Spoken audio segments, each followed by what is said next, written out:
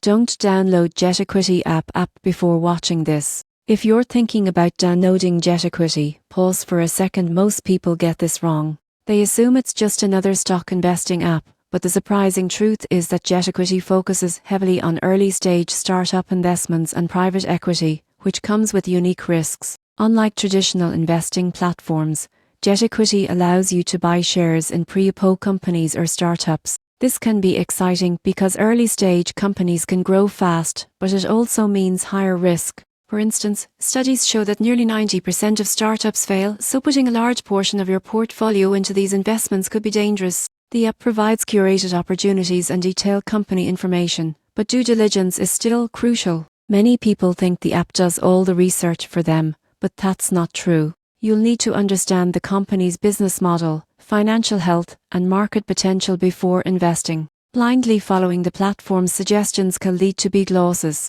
Another consideration is liquidity. Private investments often take years before you can sell your shares. Unlike stocks on public exchanges, you might not be able to quickly cash out if you need funds. This is why GetEquity is better suited for investors with a high risk tolerance and a long-term horizon. Security-wise, the app is regulated and uses encryption to protect your data.